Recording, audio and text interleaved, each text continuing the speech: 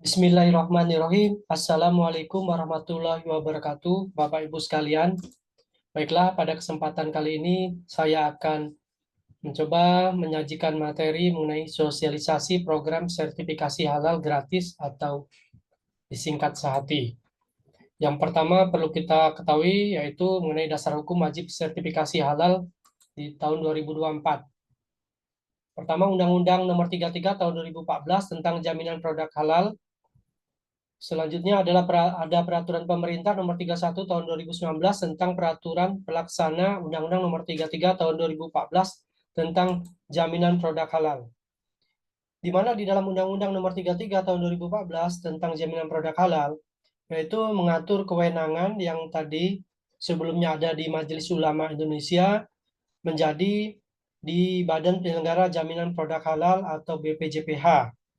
Selain itu, logo halal juga berubah, lebih baru.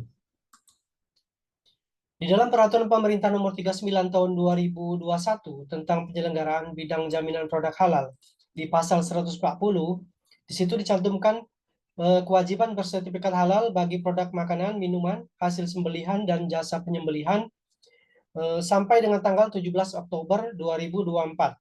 Jadi perlu Bapak Ibu ketahui untuk segera mendaftarkan usahanya sampai dengan 17 Oktober 2024 sebelum berlakunya sanksi.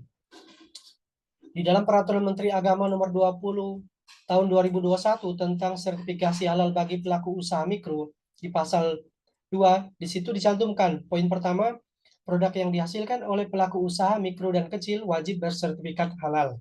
Di poin kedua, kewajiban bersertifikat halal bagi pelaku usaha mikro dan kecil sebagaimana dimaksud didasarkan atas pernyataan pelaku usaha mikro dan kecil.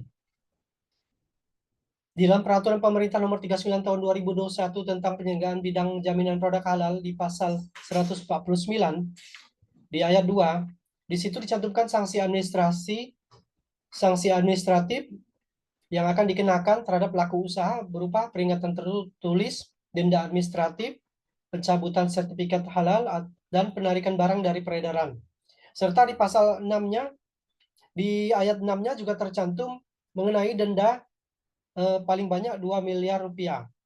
Jadi Bapak Ibu sekalian harus segera mendaftarkan atau mendapatkan sertifikasi halalnya sebelum batas waktu dan akan dikenai sanksi administratif seperti denda administratif, penarikan barang dari peredaran, di mana denda administratif tersebut lumayan cukup besar, sebesar 2 miliar rupiah paling banyak.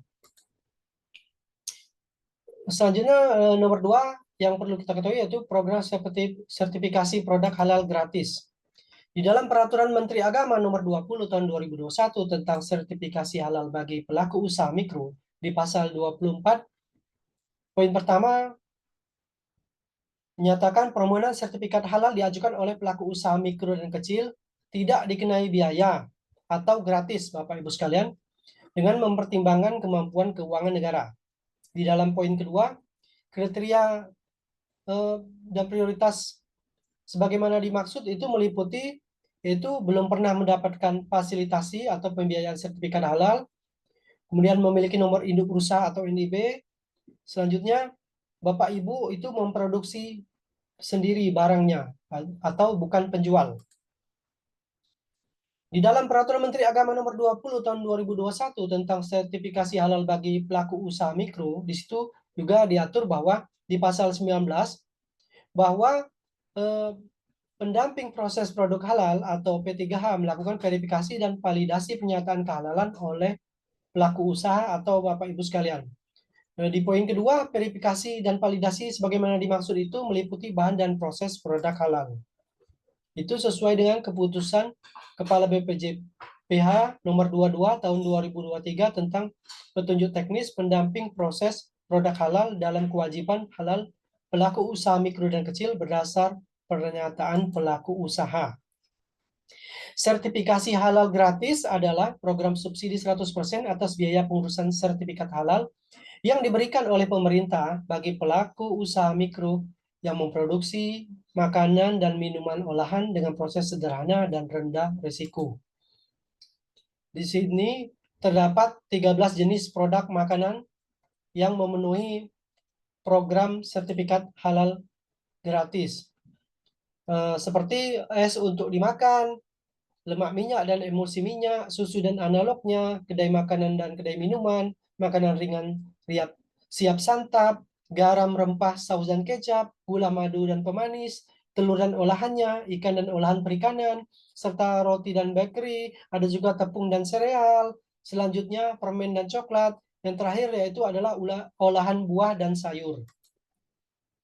Untuk jenis produk susu dan olahannya yang dapat diajukan, ada diantaranya yaitu es krim susu, es krim dan es susu. Untuk jenis produk lemak, minyak, dan emulsi minyak yang dapat diajukan di program SATI terdiri dari minyak kemiri, minyak kelapa mentah, minyak kelapa, dan virgin oil.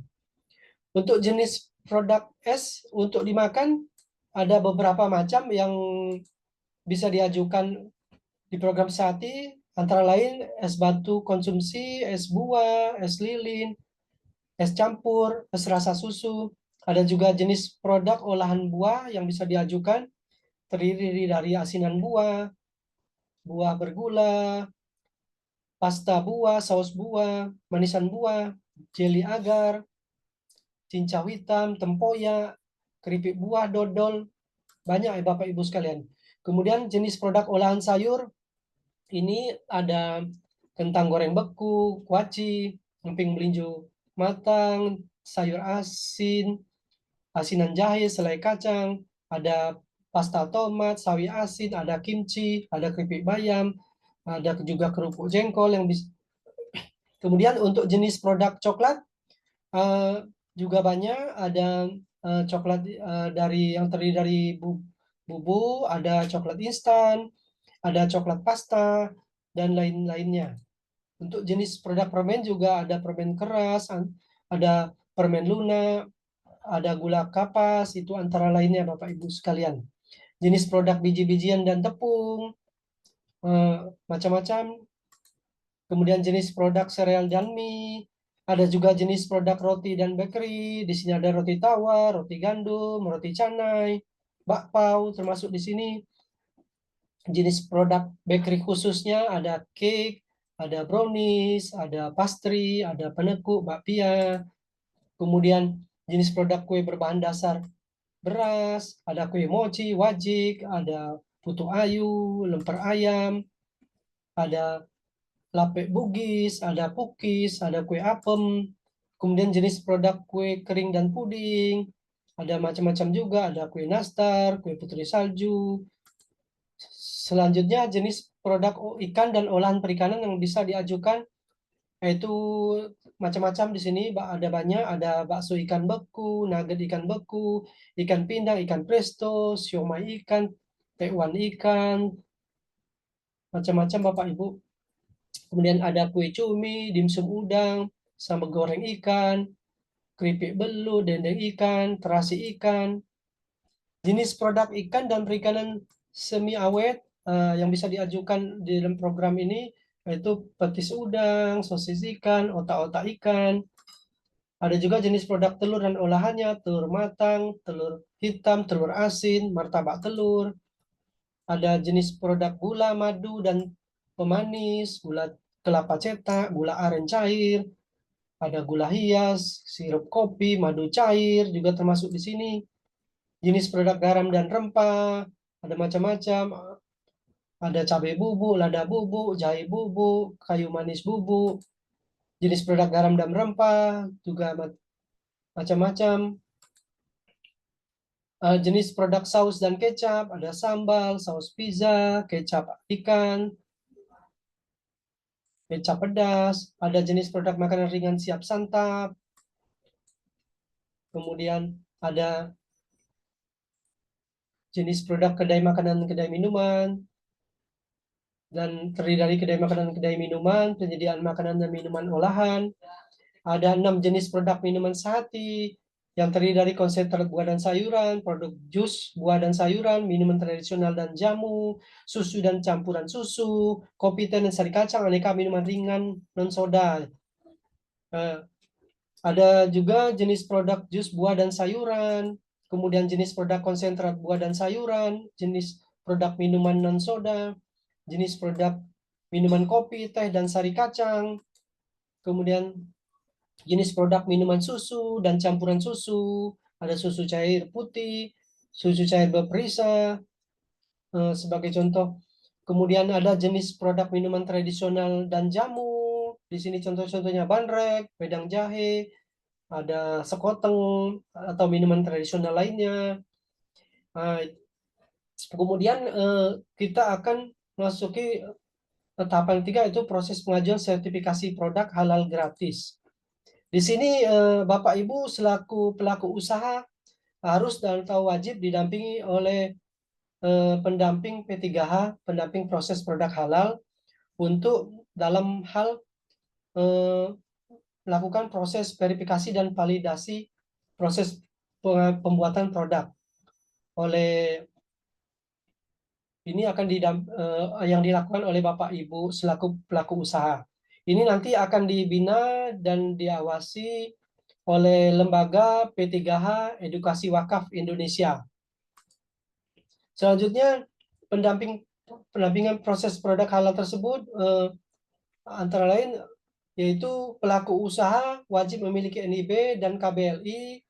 KBLI-nya sendiri yaitu klasifikasi baku lapangan usaha Indonesia harus sesuai dengan 61 KBLI dalam program SAATI. Untuk NIB, nomor induk usaha dapat diurus secara mandiri atau melalui jasa pengurusan. Selanjutnya akan didampingi untuk melakukan pengisian data produk dari nama produk, kutub produk, bahan kemasan, proses produksi, bahan baku, dan bahan pembersih.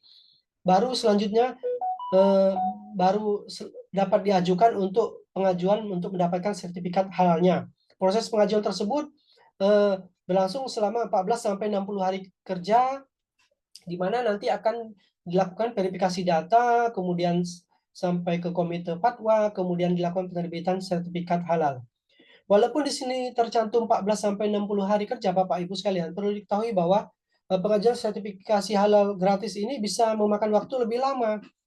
Itu terjadi apabila data yang Bapak Ibu berikan itu tidak sesuai standar BPJPH, atau karena adanya proses pengembalian, atau karena banyaknya pengajuan yang menumpuk. Kemudian selain itu Bapak Ibu pelaku usaha juga bisa untuk mendapatkan layanan pendampingan sertifikasi produk halal melalui sertifikasi halal.id. Itu petugas P3H nanti akan mendampingi untuk melakukan pengisian data usaha, kemudian pengisian data NIB, menentukan KBLI-nya, upload foto produk, sampai kemudian mengajukan submit form tersebut. Nah, ini adalah contoh pengajuan sertifikasi halal yang bisa Bapak Ibu lihat. Di sini apa-apa yang harus diisi, kemudian contoh-contoh foto produk yang harus diisi, itu semua ada di sini contoh-contohnya, sehingga Bapak Ibu dapat dengan mudah untuk melakukan proses pengajuan sertifikasi halal. Jadi Bapak Ibu selaku pelaku usaha di sini akan didampingi oleh pendamping P3H untuk melakukan izin usaha sertifikasi produk halal. Kemudian dari sana pelaku usaha akan mendapatkan email sebagai konfirmasi pengajuan awal.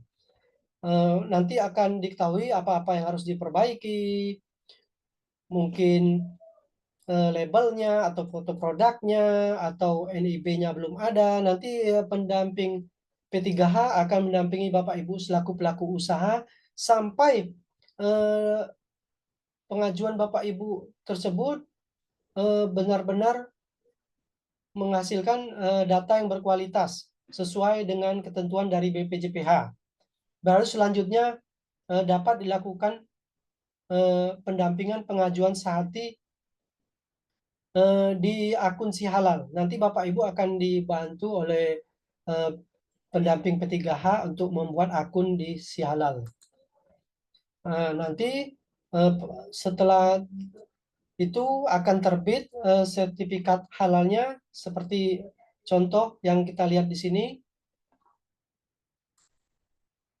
Oleh karena itu Bapak Ibu mulai dari sekarang segeralah yuk kita segera halalin produknya biar usaha Bapak Ibu makin berkah, makin unggul, makin laris dan makin sejahtera. Demikianlah materi yang saya sampaikan kepada Bapak Ibu sekalian mengenai program sertifikasi halal gratis. Kurang dan lebihnya saya mohon maaf, kepada Allah saya mohon ampun. Akhirul kalam, wabillahi taufik wal hidayah. Wassalamualaikum warahmatullahi wabarakatuh.